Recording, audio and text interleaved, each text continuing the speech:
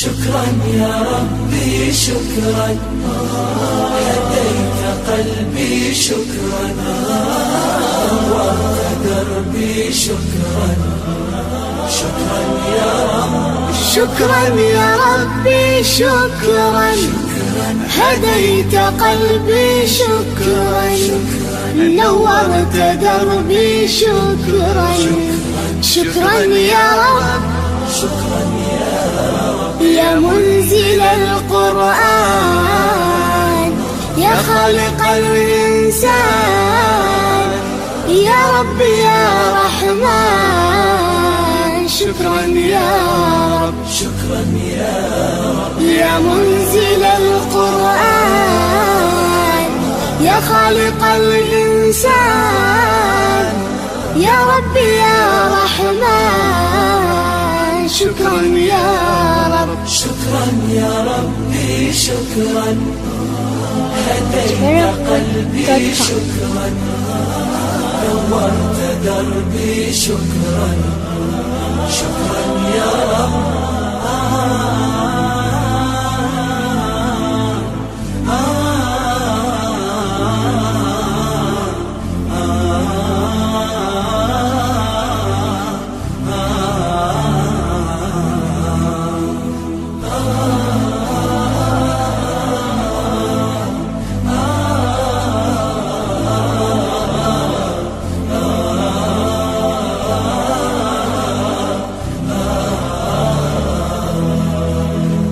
شكرا يا ربي شكرا، هديت قلبي شكرا، نورت دربي شكرا. شكرا يا رب، أنا بصلاتي أسلم، وبالسعادة أنعم، أفخر بأني مسلم. شكرا يا رب، شكرا يا رب، يا خالق الأكوان، يا رب يا رحمن، أكرمني بالغفران. شكرا يا رب، شكرا يا رب، يا خالق الأكوان، يا رب يا رحمن، أكرمني بالغفران. شكرا يا رب، شكرا يا ربي شكرا، هديت قلبي شكرا، نورت دربي شكرا. شكرا يا رب،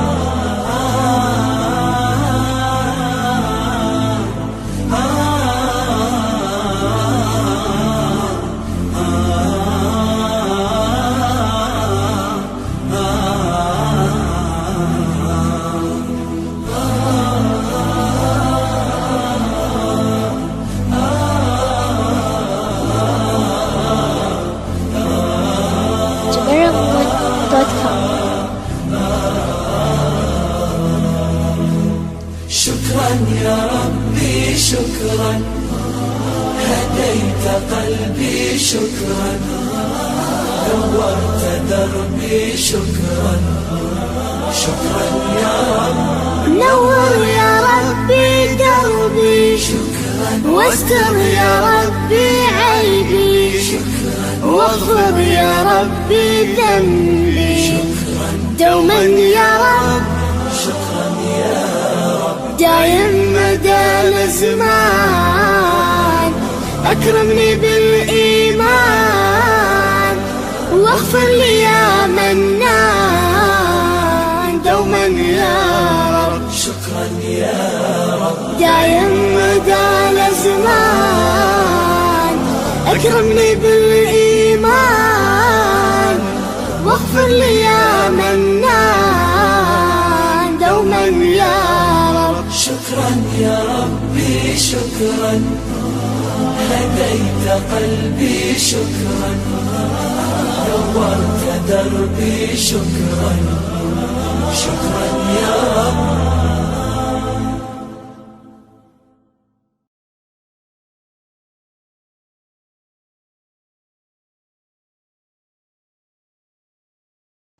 السلام علیکم ورحمۃ اللہ وبرکاتہ۔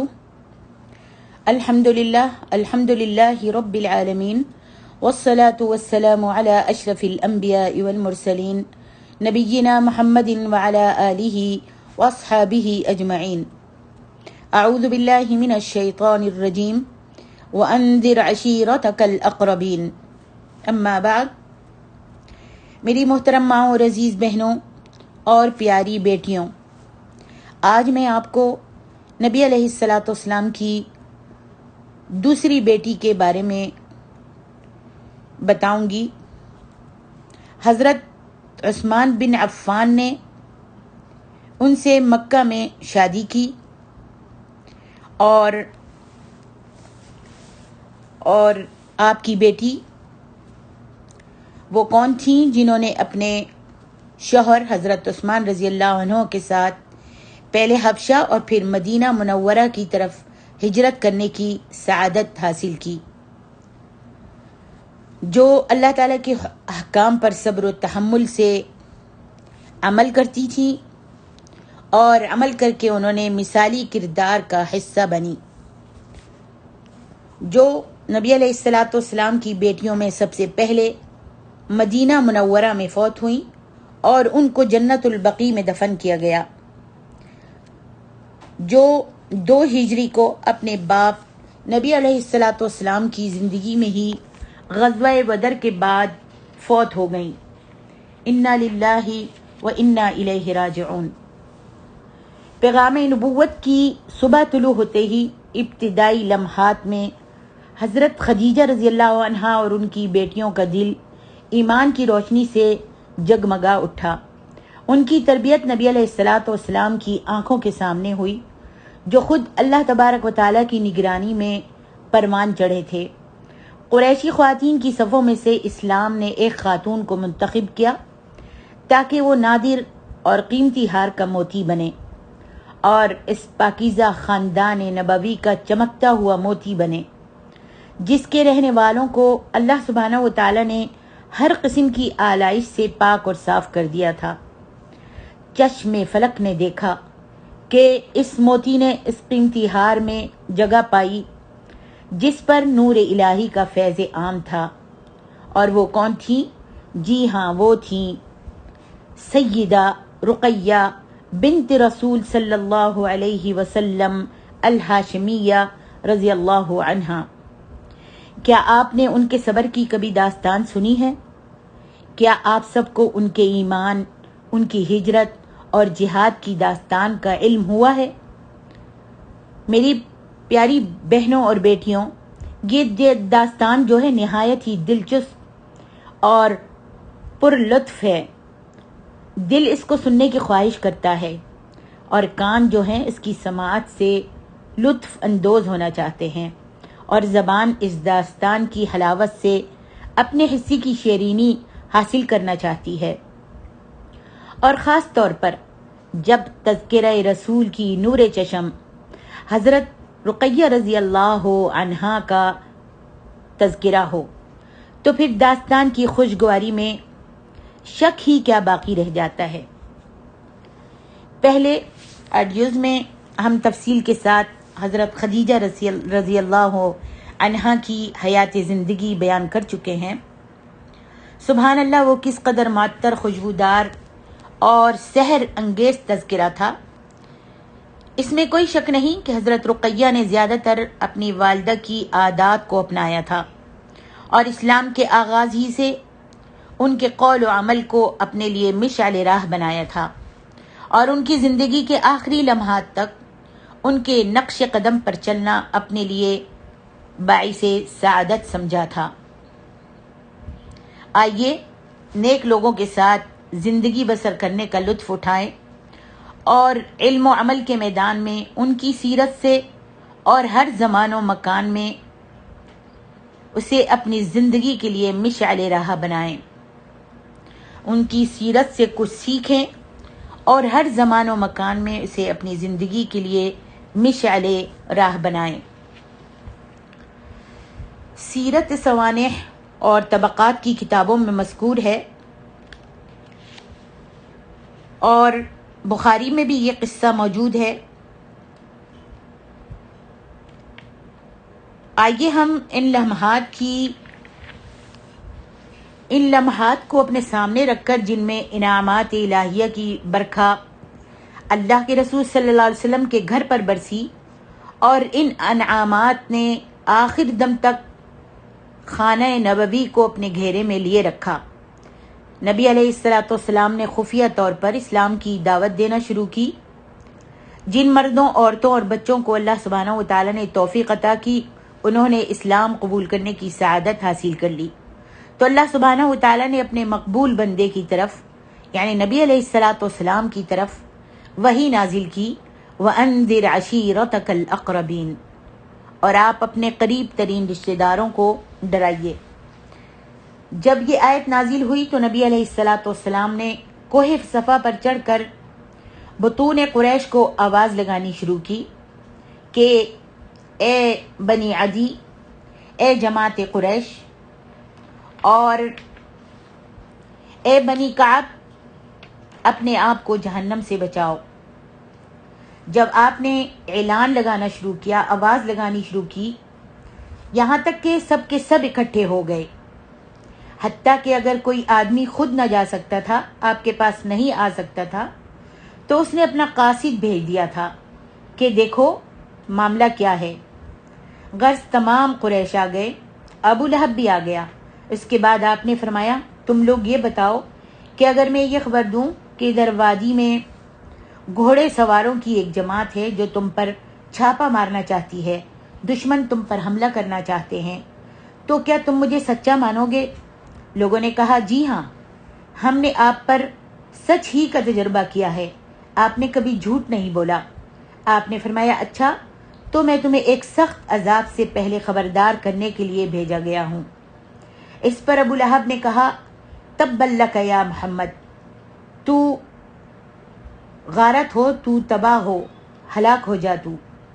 تو نے ہم کو اسی لیے جمع کیا تھا، اور ہاتھ جھاڑتا ہوا کھڑا ہو گیا. یہ بخاری شریف میں موجود ہے. اور اس واقعے کا ایک ٹکڑا امام مسلم نے اپنی صحیح میں ابو ہریرہ رضی اللہ عنہ سے روایت کیا ہے. وہ کہتے ہیں کہ جب آیت وَأَنذِرْ عَشِيرَتَكَ الْأَقْرَبِينَ نازل ہوئی تو نبی علیہ الصلوۃ والسلام نے پکارنا شروع کیا، بلانا شروع کیا. یہ پکار عام بھی تھی اور خاص بھی. آپ نے کہا اے جماعت قریش، اپنے آپ کو جہنم سے بچاؤ. اے بنی کعب، اپنے آپ کو جہنم سے بچا لو.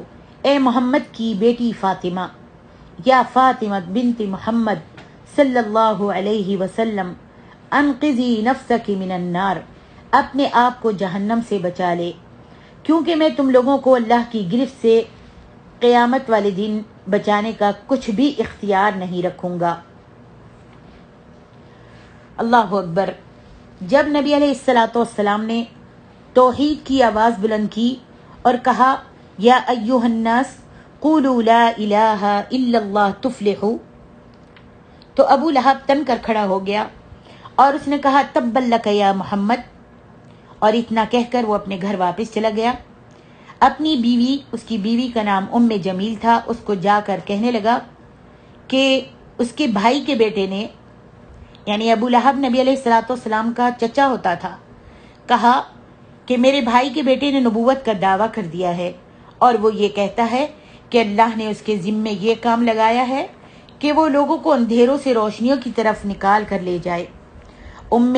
جمیل بھی اپنے خاوند ابو لہب کے ساتھ مل کر نبی علیہ الصلوۃ والسلام کا مذاق اڑانے لگی، اور یہ اس کے حالات سے یہ ظاہر ہوتا تھا کہ جمیل کا دل جو ہے کینے اور بغض سے بھرا ہوا ہے. بے وفائی اور دھوکہ دہی نے اس کے دل پر ڈیرے جما رکھے تھے، غصے نے اس کی شخصیت کو گدلا رکھا تھا. وہ برائی کی پوٹلی بن چکی تھی. اس نے زہریلے سانپ کی طرح قریش کے گھروں میں چکر لگانا شروع کر دیا. وہ حبیب کبریا محمد مصطفیٰ صلی اللہ علیہ وسلم کو گالیاں دیتی پھرتی تھی. حدیث میں آتا ہے کہ وہ اس کا گھر، ابو لہب کا گھر اور نبی علیہ الصلوۃ والسلام کا گھر ایک ہی محلے میں ساتھ ساتھ رہتے تھے. یہ نبی علیہ الصلوۃ والسلام کے گھر سے نکلنے سے پہلے آپ کے دروازے کے پاس کانٹے لا کر بچھا دیا کرتی تھی اور آپ کو گالیاں دیا کیا کرتی تھی، اور پھر صرف یہی نہیں بلکہ حضرت خدیجہ کو بھی بہت زیادہ برا بھلا کہا کرتی تھی، اور اس سے وہ اپنے کینے کی آگ کو ٹھنڈا کرنا چاہتی تھی، بلکہ اپنے دل کے سرطان پر مرہم لگا رہی تھی۔ وہ کافروں فاجروں کو اس کے خلاف بھڑکا رہی تھی۔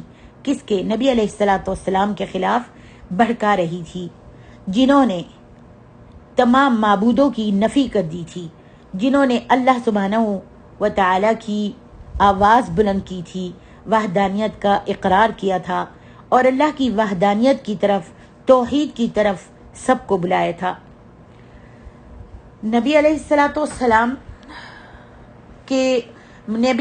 والسلام کو برا بھلا کہتی تھی اور کوئی بھی کسر اٹھا نہیں رکھتی تھی آپ کو تکلیف دینے میں۔ ام جمیل نے ہر جگہ اپنے زہریلے اثرات چھوڑنے شروع کیے۔ اس نے اپنے ناپاک باطن کے اظہار پر ہی اکتفا نہیں کیا، بلکہ وہ لوگوں کو دعوت اسلام کے مقابلے میں کھڑا ہونے اور ان کو جڑ سے اکھاڑنے کے لیے تیار ہونے پر ابھارتی تھی، کیونکہ یہ دعوت انسان کو بھائی، ماں باپ، بیوی اور اولاد سے جدا کرنے کا باعث بن رہی تھی۔ جس کا بیٹا ایمان لے آتا، اسلام لے آتا، وہ اپنے ماں باپ کو چھوڑ دیتا تھا۔ جس کی بیوی ایمان لے آتی، وہ اپنے شوہر کو چھوڑ دیتی تھی۔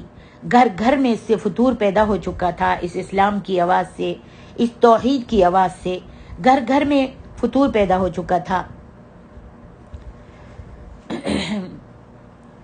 جب وہ جگہ جگہ فتنے کا بیج بونے کے لیے، چکر لگانے کے لیے اور فساد کی آگ بھڑکانے سے قدرے فارغ ہوئی، تو وہ نبی علیہ الصلوۃ والسلام کے راستے میں رکاوٹ کھڑی کرنے کے لیے ایندھن اکٹھا کرنا شروع کر دیتی۔ اس کے بخل کی دلیل تھی جو اس کی جہالت اور عادت کا حصہ بن چکی تھی۔ نبی علیہ الصلوۃ والسلام حبیب کبریا محمد مصطفیٰ کہیے صلی اللہ علیہ وسلم پر قرآن نازل ہو رہا تھا۔ قرآن میں ایسی آیات بھی نازل ہوئیں جن میں ام جمیل کا گھناونا بیان کیا گیا، گھناونا کردار بیان کیا گیا، اور اس بنت حرب کے شوہر ابو لہب کی بے ہودگیوں کو بھی آشکارا کیا گیا اس صورت کے اندر۔ اس سلسلے میں اللہ سبحانہ و تعالی نے صورت نازل فرمائی جب ابو لہب نے نبی علیہ الصلوۃ والسلام کو اس بھری محفل میں تبا لک یا محمد کہا تھا، تو اللہ سبحانہ و تعالی نے سورۃ اللہب نازل فرمائی، جس کو سورۃ مسد بھی کہتے ہیں۔ تبت یدا ابی لہب وتب ما اغنى عنه ماله وما كسب سيصلى نارا ذات لهب وامرأته حمالة الحطب في جيدها حبل من مسد۔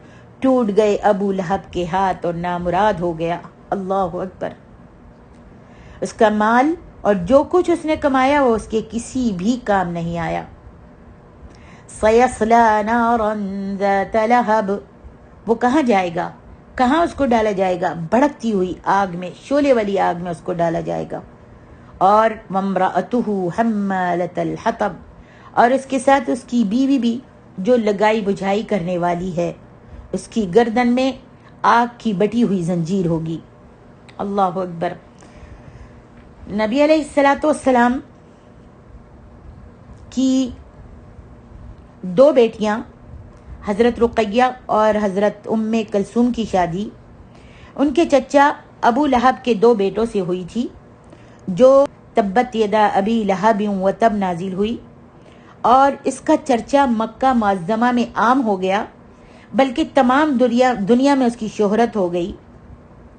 لوگ اس صورت کو لے کر ابو لہب اور ام جمیل کی طرف گئے اور ان کو یہ صورت سنائی، تو ان دونوں کے چہروں پر غم کی پرچھائیاں پھیل گئیں۔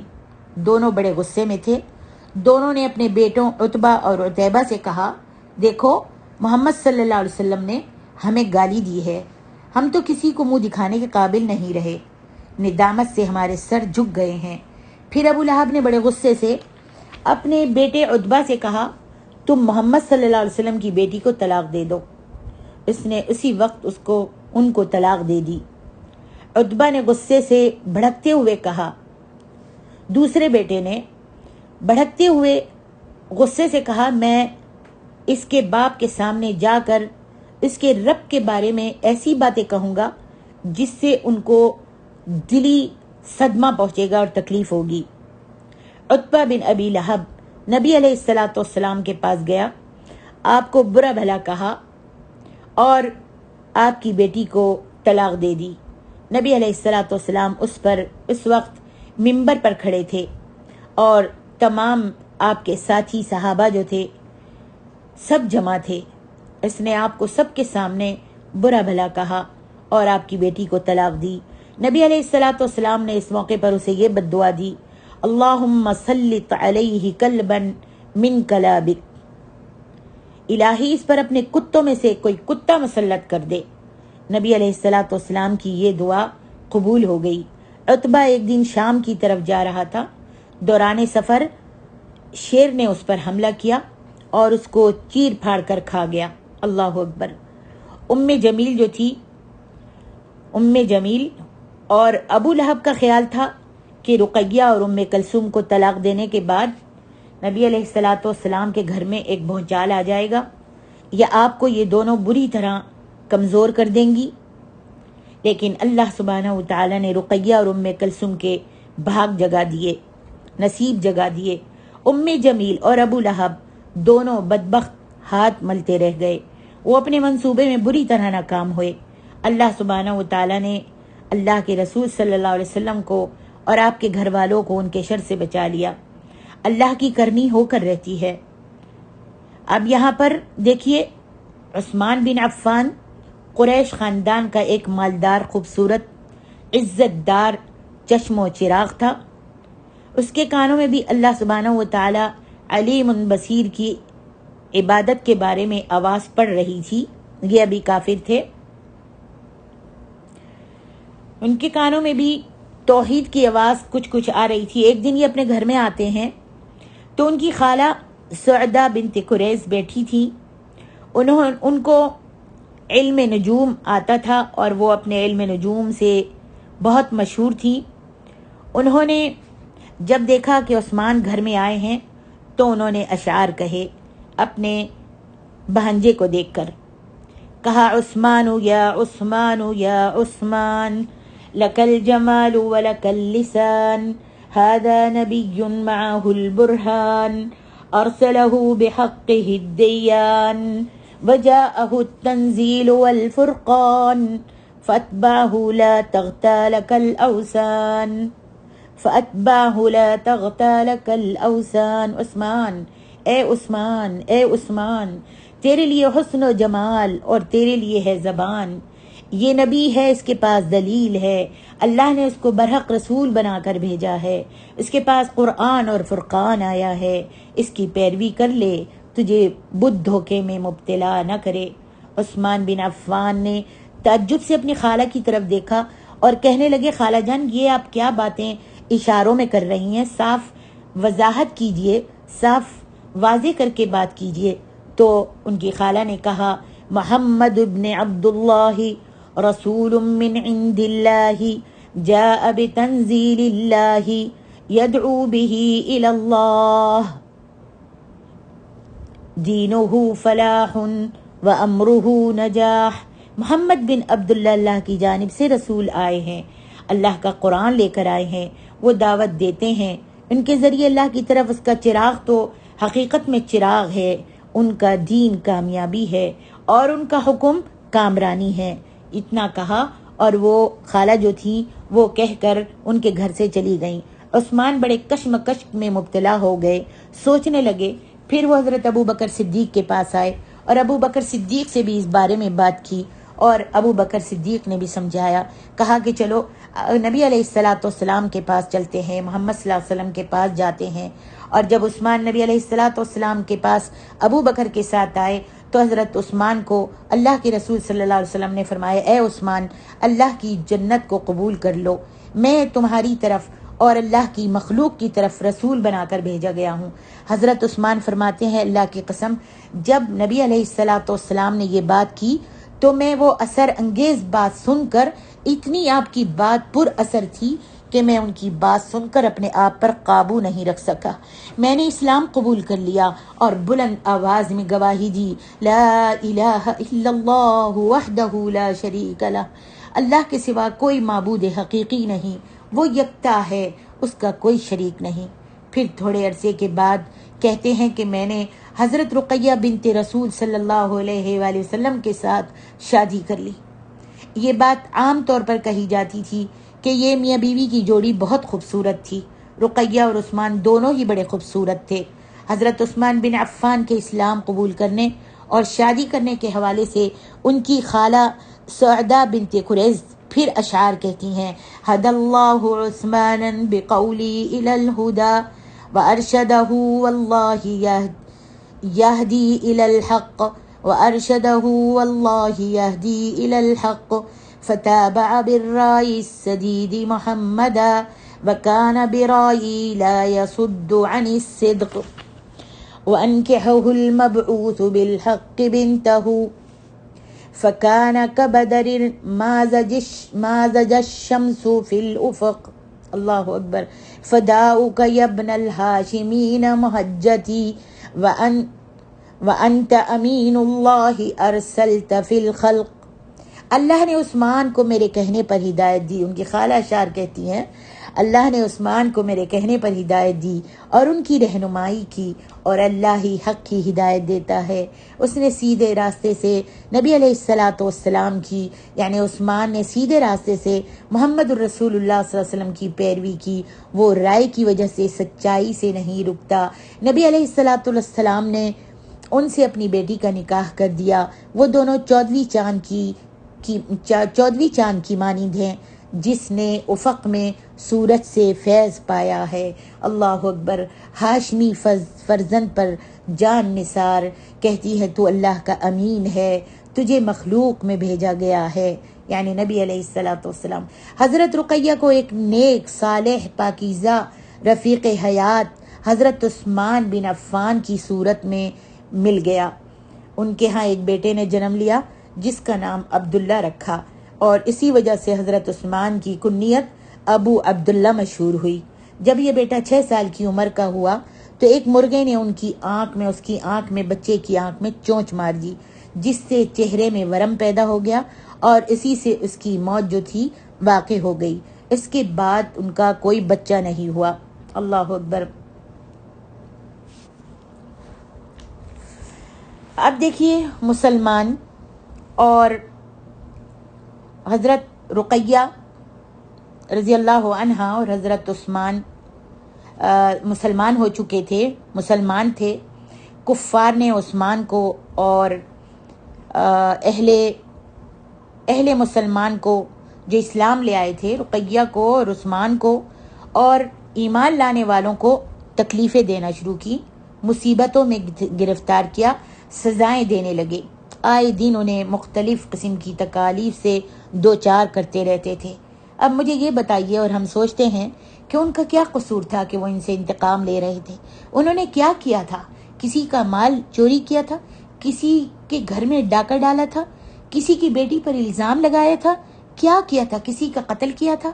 کسی سے زنا کیا تھا؟ چوری کی تھی؟ نہیں۔ ان سے انتقام کیوں لے رہے تھے؟ کیوں تکلیفیں دے رہے تھے؟ اللہ نے قرآن مجید میں سورۃ البروج میں فرمایا وَمَا نَقَمُوا مِنْهُمْ إِلَّا أَن يُؤْمِنُوا بِاللَّهِ الْعَزِيزِ الْحَمِيدِ۔ ان کا کیا تھا؟ کیوں ان سے انتقام لیا جا رہا تھا؟ صرف ان کی بات یہ تھی، ان سے اس لیے انتقام لیا جا رہا تھا کہ وہ ایمان لے آئے تھے، انہوں نے اللہ سبحانہ و تعالی پر ایمان لے آئے تھے، نبی کی رسالت کا اقرار کر لیا تھا۔ اللہ اکبر۔ اور اللہ سبحانہ و تعالی کو اکیلا اپنا معبود بنا لیا تھا اور تمام چھوٹے چھوٹے معبودوں سے پرہیز کر لیا تھا، چھوڑ دیا تھا، ترک کر دیا تھا۔ اب کیا تھا؟ مسلمانوں کو بڑی اذیتیں دی جا رہی تھیں اور نبی علیہ السلام مسلمانوں کو اس مصیبت سے چھڑانے کی قدرت نہیں رکھتے تھے۔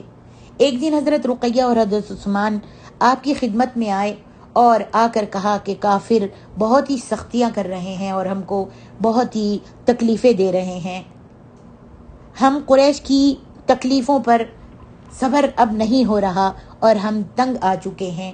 اتنے میں اور ایک مسلمانوں کا گروہ بھی آ گیا اور نبی علیہ السلام سے قریش مکہ کی تکلیف اور خاص طور پر ابو جہل کی تکلیفوں کا گلہ کرنے لگے کہ یا رسول اللہ، ابو جہل ہم کو بہت تکلیفیں دیتا ہے۔ میرے نبی صلی اللہ علیہ وسلم نے مشورہ دیا اور کہا کہ اب تم سب ایسے کرو، جتنے بھی اسلام لائے ہو جو ہجرت کرنا چاہتا ہے وہ حبشہ کی طرف ہجرت کر لے، کہ وہاں کا بادشاہ جو ہے وہ بڑا رحم دل ہے، زمین حبشہ کی طرف چلے جائیں۔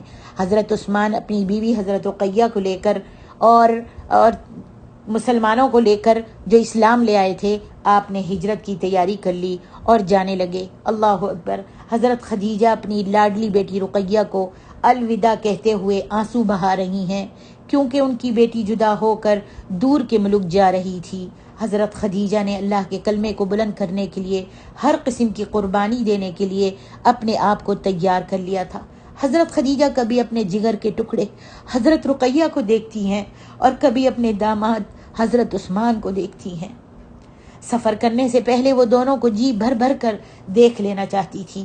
ان کا دل دھڑکا، ان کو خیال آیا کہ میری بیٹی اتنے دور ملک میں کس طرح رہے گی، لیکن یہ خیال اللہ کے احکامات کے آگے سر تسلیم خم کرنے کے حوالے سے جلد ہی ختم ہو گیا۔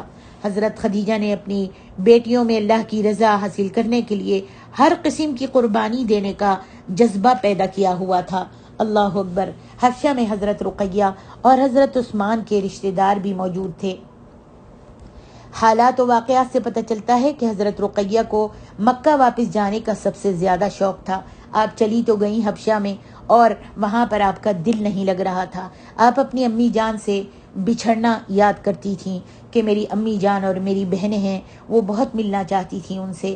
دل میں تڑپ تھی اپنے پیاروں کی، اپنی بہنوں کی اور اپنی ماں کی تڑپ تھی، اور اپنے باپ سید حبیب کبریا نبی علیہ السلام سے محبت تھی۔ اور پھر کعبہ کی محبت تو ایک علیحدہ ہی چیز ہے، مکہ کی محبت تو ایک علیحدہ ہی چیز ہے۔ آپ کسی طرح چاہتی تھیں کہ میں مکہ میں واپس آ جاؤں۔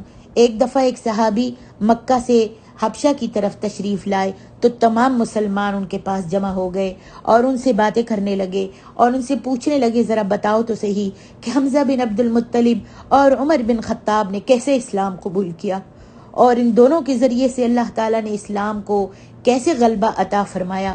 مہاجرین حمزہ اور حضرت عمر کے اسلام قبول کرنے سے بہت ہی خوش ہوئے جب ان کا قصہ سنایا گیا اور ان کے بارے میں بتایا گیا۔ یہاں پر حضرت رقیہ اپنی ماں اور بہنوں سے ملنے کے لیے بہت بے چین تھیں، یہاں تک کہ جب ان صحابی نے کہا کہ اب کچھ ظلم جو ہیں کافروں نے کم کر دیے ہیں اور مسلمان ابھی آرام سے رہ رہے ہیں، انہوں نے سب نے تیاری شروع کر دی مکہ مکرمہ جانے کی، اور سب مل کر یہ قافلہ، ایک گروہ، ایک قافلہ بن کر پھر دوبارہ حبشہ سے مکے کی طرف آ گئے۔ اور جب یہاں پر آئے تو آپ کی بہنوں نے اور آپ کی امی جان نے بہت اچھا استقبال کیا، مسلمانوں نے مسلمانوں کا استقبال کیا، اور سب اپنے اپنے پیاروں سے ملے اور بہت ہی خوش رہنے لگے۔ لیکن جب کافروں کو، قریش کو، مہاجر اہل ایمان کی حبشہ سے واپسی کا پتہ چلا، جب قریش کو، کفار قریش کو مہاجر اہل ایمان کی حبشہ سے واپسی کا پتہ چلا کہ حبشہ سے اہل ایمان جو ہیں واپس آ گئے ہیں، تو وہ انہیں پہلے سے بھی زیادہ تکلیفیں دینے لگے۔ ان کی دشمنی تمام اہل ایمان کے ساتھ تھی۔ اللہ اکبر۔ لیکن حضرت عثمان بن عفان نے بہت صبر کیا، اور اس کے ساتھ ان کی بیوی حضرت رقیہ نے بھی بہت صبر کیا اور تحمل سے کام لیا اور برداشت کرتی رہیں۔ اہل ایمان کی ایذا رسانی میں پہلے کی نسبت بہت زیادہ اضافہ ہو گیا۔ پھر وہ نبی علیہ السلام کی خدمت میں پیش ہوئے اور پھر نبی علیہ السلام کے پاس آئے اور ان کو کہا کہ یا رسول اللہ، اب تو قریش مکہ اور بھی زیادہ ہم کو تکلیفیں دے رہے ہیں، آپ ہم کو دوبارہ حبشہ کی طرف جانے کی، ہجرت کرنے کی اجازت دے دیجئے۔ آپ نے ان کو ہجرت کرنے کی اور ملک حبشہ کی طرف جانے کی دوبارہ اجازت دے دی۔ حضرت عثمان بن عفان نے عرض کیا، یا نبی اللہ، یا رسول اللہ صلی اللہ علیہ وسلم، حبشے کی طرف پہلی ہجرت اور اب دوسری ہجرت میں بھی آپ ہمارے ساتھ تشریف نہیں لے جا رہے، آپ بھی چلیے۔ پہلے بھی گئے تھے تو آپ نہیں گئے، اور اب پھر ہم جا رہے ہیں تو آپ ہمارے ساتھ نہیں ہیں۔ یہ بات سن کر میرے اور آپ کے پیارے نبی نے فرمایا، تم مہاجر اللہ اور مہاجر الرسول ہو، تمہیں بیک وقت 2 ہجرتوں کا اعزاز مل رہا ہے۔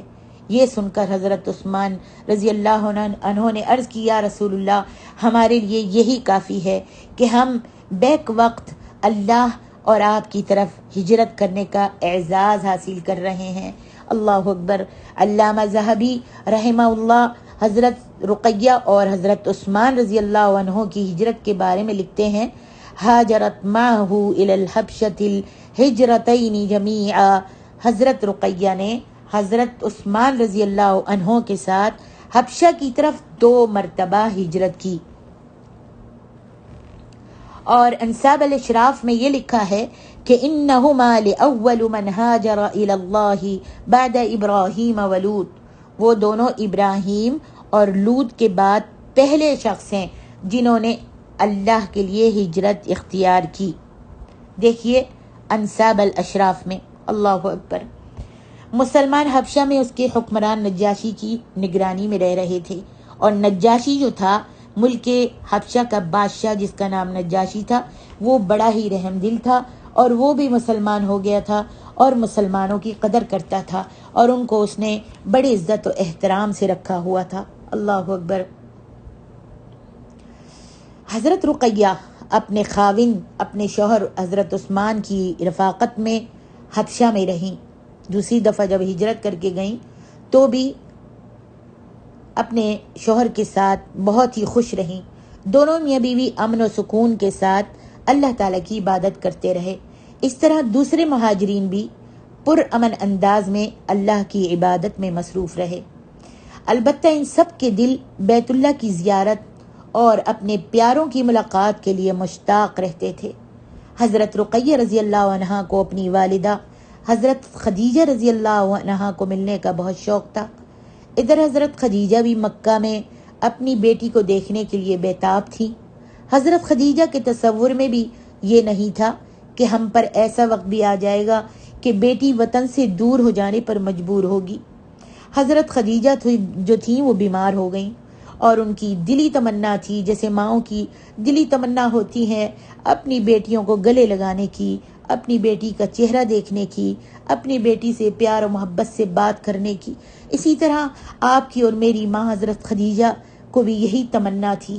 بیمار ہو گئیں، ان کی دلی تمنا تھی کہ زندگی میں ایک مرتبہ اپنی بیٹی کو دیکھ لیں، اور اس کا ان کو بہت ہی شوق تھا کہ وہ اپنی بیٹی کی خوشبو محسوس کر رہی تھی۔ وہ تمنا رکھتی تھی اور اپنی بیٹی کی خوشبو محسوس کر رہی تھی۔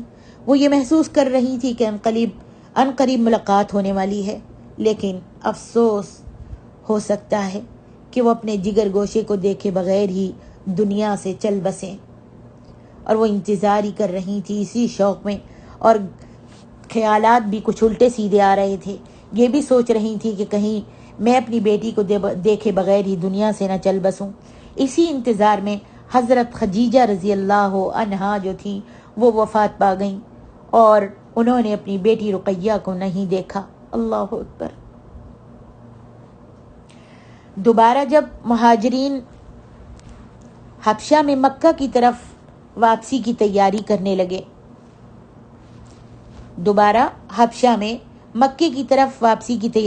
لگے، یہ خبریں انہیں مل رہی تھیں کہ مکہ میں بڑی کثیر تعداد میں لوگ اسلام لا رہے ہیں۔ ان کے دلوں میں مکہ معظمہ واپس آنے کا اور زیادہ جوش و ولولہ پیدا ہو گیا، اور جن لوگوں پر شوق غالب آیا وہ مکہ معظمہ کی طرف روانہ ہو گئے، اور انہی میں حضرت رقیہ اور حضرت عثمان بھی تھے۔ یہ دوبارہ واپس آ رہے ہیں۔ جب حضرت رقیہ اپنے مکہ میں آئیں تو ان کی بہنوں نے، ام کلثوم اور فاطمہ نے بہت اچھا استقبال کیا، اور ان کو بتایا کہ نبی علیہ الصلاۃ والسلام واپس آنے والے مہاجرین کی ملاقات کے لیے گئے ہوئے ہیں۔ اور پھر انہوں نے اپنی والدہ کے بارے میں پوچھا، حضرت خدیجہ کے بارے میں، تو دونوں نے دل پر پتھر رکھ کر ان کو اپنی پیاری والدہ ماجدہ، آپ کی اور میری ماں حضرت خدیجہ رضی اللہ عنہا کے فوت ہونے کی خبر دی۔ جب حضرت رقیہ کو اپنی والدہ صدیقہ کائنات سیدہ خدیجہ رضی اللہ عنہا کی وفات کا علم ہوا تو بہت ہی زیادہ غمگین ہو گئیں اور اپنے حزن و ملال کا شکوہ اللہ سبحانہ و تعالیٰ کے حضور انہوں نے پیش کیا۔ اللہ اکبر۔ حضرت رقیہ اپنی بہنوں کے ساتھ، حضرت ام کلثوم اور فاطمہ کے ساتھ گھر میں رہنے لگیں۔ اللہ اکبر۔ حضرت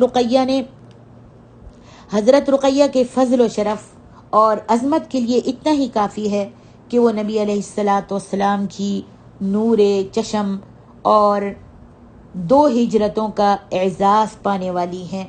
حضرت رقیہ نے اہل ایمان کے ساتھ اب پھر ہجرت کی، کس طرف؟ مدینہ کی طرف، مدینہ منورہ کی طرف ہجرت کرنے کی سعادت حاصل کی، اور وہاں پہنچ کر خواتین اہل بیت میں ایک اہم مقام و مرتبہ حاصل کیا۔ خواتین نے جب ان کے اعلیٰ و عرفہ فضائل اور محاسن کے بارے میں سنا تو ان کو خوش آمدید کہا اور ان کے ساتھ بیٹھ کر حبشہ کی طرف جتنے بھی واقع تھے اور جو بھی انہوں نے ہجرت میں تکلیفیں اٹھائی تھیں اور وہاں پر صبر کیا تھا وہ سب ان خواتین کو سنانے لگ گئیں۔ حضرت رقیہ مدینہ کی خواتین کو وہ سارے واقعات سنانے لگی اور سب جتنی بھی صحابیات تھیں وہ سب بڑے خوشی سے اور بڑی حیران ہو کر ان کے باتیں سن رہی تھیں۔ اللہ اکبر۔ اہل ایمان اللہ تعالیٰ کی عبادت میں شاد و کام تھے۔ مدینہ میں وہ اللہ تعالیٰ کے حکم کے مطابق صلہ رحمی کرتے تھے۔ وہ حبیب کبریا حضرت محمد صلی اللہ علیہ وسلم کے ساتھ اپنی والہانہ عقیدت کا اظہار کرتے تھے، آپ کے نقش قدم پر چلتے تھے اور آپ کے حکم کی تعمیل کرتے تھے۔ اسی طرح حضرت عثمان بن عفان سب لوگوں سے بڑھ کر نبی علیہ السلام کے ہر حکم کی بجا آوری کرتے تھے، کہنا مانتے تھے۔ حضرت رقیہ رضی اللہ عنہا کو اپنے ابا جان اور اپنے خاوند حضرت عثمان بن عفان کا قرب حاصل تھا، لیکن کیا ہوا؟ آئی کو کون ٹال سکتا ہے؟ حضرت رقیہ کو بیماری لگ گئی، اور بیماری بھی کون سی؟ آپ کو خسرے کی بیماری لاحق ہوئی جس نے ان کو بستر پر لیٹنے پر مجبور کر دیا۔ اور یہ واقعہ ان دنوں میں پیش آیا جب نبی علیہ السلام نے مشرکین کے ساتھ لڑنے کے لیے مقام بدر کی روانگی کا حکم دیا تھا۔ مشرکین کے ساتھ، کفار مکہ کے ساتھ لڑنے کے لیے مقام بدر کی روانگی کا حکم دیا تھا۔ نبی علیہ السلام نے حضرت عثمان کو حضرت رقیہ کی تیمارداری کی خاطر گھر پر رہنے کا حکم دیا، تو انہوں نے نبی علیہ السلام کے اس حکم پر سر تسلیم خم کر دیا اور بخوشی اپنی بیوی کی تیمارداری کی خاطر گھر میں رہے۔ جب بیماری شدت اختیار کر گئی، نبی علیہ السلام صحابہ کے ساتھ جنگ بدر میں چلے گئے۔ جب بیماری شدت اختیار کر گئی اور موت کا شکنجہ سامنے دکھائی دینے لگا تو حضرت عثمان رضی اللہ عنہ ان کے ڈھکے ہوئے چہرے کو اشک آلود آنکھوں سے دیکھنے لگے۔ درد و الم کا اظہار ان کے حلق سے نکلنے والی آہ سے ہو رہا تھا، آنکھوں سے آنسو جاری تھے، ذہن میں دور کی یادیں چکر لگا رہی تھیں جب آپ حبشہ میں تھے اور حبشہ میں حضرت رقیہ لوگوں کو اپنے والد ماجد نبی علیہ السلام کے اوصاف حمیدہ اور اخلاق عالیہ کا تذکرہ کیا کرتی تھی اور ان کو توحید کی دعوت دیا کرتی تھی۔ اللہ اکبر۔ حضرت عثمان کا دل غم سے پھر تازہ ہو گیا۔ سب سے زیادہ انہیں اس بات کا اندیشہ تھا کہ کہیں حضرت رقیہ فوت نہ ہو جائیں۔ اس طرح ان کا نبی علیہ السلام کے ساتھ رشتہ داری کا تعلق ختم ہو جائے گا۔ اگر حضرت رقیہ فوت ہو گئیں تو نبی علیہ السلام کے ساتھ جو داماد کی رشتہ داری تھی اس کا تعلق ختم ہو جائے گا۔ یہ تصور ان کے لیے سوہان روح بنا ہوا تھا۔ اللہ اکبر۔ حضرت عثمان رضی اللہ عنہ نے اپنی بیوی کے ڈھلکے ہوئے چہرے کی طرف دیکھا تو ان کا سکون جاتا رہا۔ وہ خوف و اضطراب کے ساتھ ملے جلے شدید غم میں مبتلا ہو گئے۔ پھر حضرت رقیہ کی سانسیں جو تھیں وہ کھڑنے لگیں، جو اس بات کی دلیل تھی کہ اب ان کا آخری وقت آنا ہی چاہتا ہے۔ حضرت رقیہ پر بیماری نے غلبہ پا لیا، بہت زیادہ بیماری ہونے لگی اور وہ اس کا زیادہ دیر تک مقابلہ نہیں کر سکتی تھیں، اس بیماری کا زیادہ دیر تک مقابلہ نہیں کر سکیں۔ ان کی دلی خواہش تھی کہ اپنے ابا جان کی زیارت کر لیں جو میدان بدر کی طرف تشریف لے گئے ہیں، اور اسی طرح ان کا دل یہ بھی چاہتا تھا کہ وہ اپنی بہن زینب کو بھی دیکھ لیں جو ابھی مکہ میں تھیں۔ حضرت عثمان رضی اللہ عنہ ان کو دیکھ کر آنسو بہا رہے تھے اور غم ان کے دل کو نچوڑ رہا تھا۔ اللہ اکبر، اللہ اکبر۔ لیکن انہوں نے حضرت رقیہ کی موت کی مدہوشیاں دیکھ کر، ان کی سکرات دیکھ کر، ان کی مدہوشی دیکھ کر صبر کا دامن تھامے رکھا۔ حضرت عثمان نے حضرت رقیہ کی موت کی مدہوشیاں دیکھ کر صبر کا دامن تھامے رکھا۔ حضرت رقیہ رضی اللہ عنہا کے ہونٹوں پر زندگی کے آخری لمحات میں وہی کلمات جاری تھے جو عام طور پر نیک لوگوں کے ہونٹوں پر رقص کناں ہوتے ہیں۔ اللہ اکبر۔ وہ کون سے کلمات ہیں؟ اللہ ہمارے لبوں سے بھی وہی کلمات موت کے وقت نکلوا دینا۔ وہ زندگی کی نفس کو خیر بات کہتے ہوئے یہ سعادت دے رہی تھیں اور باواز بلند کہہ رہی تھیں، اشہد ان لا الہ الا اللہ وان محمد الرسول اللہ، میں گواہی دیتی ہوں کہ اللہ کے سوا کوئی معبود حقیقی نہیں اور محمد صلی اللہ علیہ وسلم اللہ کے رسول ہیں۔ حضرت رقیہ یہ کلمہ کہنے کے بعد اپنے خالق حقیقی کو جا ملی۔ وہ سب سے پہلے کس سے ملی؟ فوت ہونے کے بعد حضرت خدیجہ سے ملاقات کی ہوگی انشاءاللہ جنت میں۔ لیکن حضرت رقیہ کی وفات جو تھی مدینہ میں ہوئی، جبکہ حضرت خدیجہ کی وفات آپ سب کو معلوم ہوگا چند سال پہلے مکہ میں ہوئی تھی۔ رقیہ اپنی والدہ کو دیکھ نہ سکیں اور اسی طرح رقیہ وفات پا گئیں۔ رقیہ اپنی والدہ کو نہیں دیکھ سکیں۔ اس وقت وہ حبشہ میں تھیں جب آپ کی والدہ کا انتقال ہوا تھا، اور اسی طرح رقیہ وفات پا گئیں اور وہ اپنے ابا جان کو بھی نہ دیکھ سکی، نہ اپنے باپ کا دیدار کیا اور نہ ہی اپنی ماں کی وفات کے وقت ان کے پاس تھی، کیونکہ وہ اپنے صحابہ کرام کے ساتھ بدر میں تھے۔ کون؟ نبی علیہ الصلوۃ والسلام۔ وہ اللہ تبارک و تعالیٰ کا کلمہ بلند کر رہے تھے۔ نبی علیہ الصلوۃ والسلام ان کے دفن اور جنازے میں بھی شریک نہیں ہو سکے۔ حضرت رقیہ کو غسل اور کفن دے کر تیار کیا گیا، پھر ان کے جسد خاکی کو کندھوں پر اٹھایا گیا اور ان کے جنازے میں حضرت عثمان غم کی تصویر بنے ہوئے شریک تھے۔ جب جنازہ جنت البقیع میں پہنچا تو حضرت رقیہ کو وہاں دفن کر دیا گیا۔ انا للہ و انا الیہ راجعون۔ جنازے میں شریک تمام لوگوں کی آنکھوں سے آنسو بہہ رہے تھے۔ جب حضرت رقیہ بنت رسول صلی اللہ علیہ وآلہ وسلم کو دفنا کر لوگ واپس ہوئے تو حضرت زید بن حارثہ نے مدینہ منورہ میں پہنچ کر جنگ بدر میں مسلمانوں کی فتح و نصرت کی خوشخبری سنائی۔ اس خوشخبری کے سننے والوں میں حضرت عثمان بن عفان بھی تھے، جو اپنی وفا شعار بیوی کے فراق سے نڈھال تھے۔ نبی علیہ الصلوۃ والسلام مدینہ منورہ میں پہنچ کر جنت البقیع میں گئے اور اپنی بیٹی کی قبر پر مغفرت کی دعا کی۔ 2 ہجرتوں کو حاصل کرنے والی حضرت رقیہ بنت الرسول صلی اللہ علیہ وآلہ وسلم جنگ بدر میں فتح و نصرت کی خوشخبری سننے سے پہلے ہی اپنے رب سے جا ملی، لیکن انہیں اللہ تعالیٰ کی ملاقات کی سعادت نصیب ہو گئی اور آخرت میں جنت کامل جانا، آخرت میں جنت میں جانا بڑی خوش نصیبی کی بات ہے۔ اللہ اکبر۔ نبی علیہ الصلوۃ والسلام نے جنگ بدر سے ملنے والے مال غنیمت سے حضرت عثمان رضی اللہ عنہ کو بھی حصہ دیا، تو حضرت عثمان نے کہا، یا رسول اللہ صلی اللہ علیہ وسلم، تو میرا اجر و ثواب کہاں ہے؟ مال غنیمت تو مجھ کو مل گیا، لیکن میرا اجر و ثواب مجھے کب ملے گا؟ آپ نے فرمایا، تم اجر و ثواب میں اہل بدر کے ساتھ برابر کے شریک ہو۔ اللہ اکبر۔ معزز سامعین، یہ حضرت رقیہ کے حالات زندگی کی ایک جھلک آپ کی خدمت میں پیش کرنے کی میں نے سعادت حاصل کی ہے۔ ہم نے چند لمحات اپنے وجدان کے مطابق ان کے ساتھ گزارے. کیا ہماری خواتین، میری بیٹیاں، میری مائیں اور میری پیاری بہنیں حضرت رقیہ کی زندگی کو اپنے لیے مشعل راہ بنائیں گی؟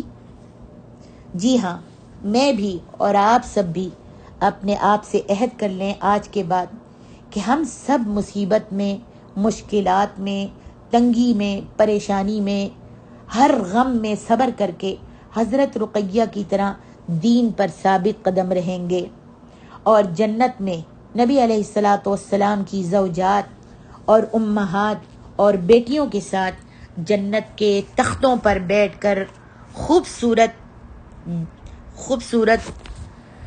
جنت کا خوبصورت نظارہ کریں گے. انشاءاللہ اللہ ان سے راضی ہو اور وہ اپنے اللہ سے راضی ہوں.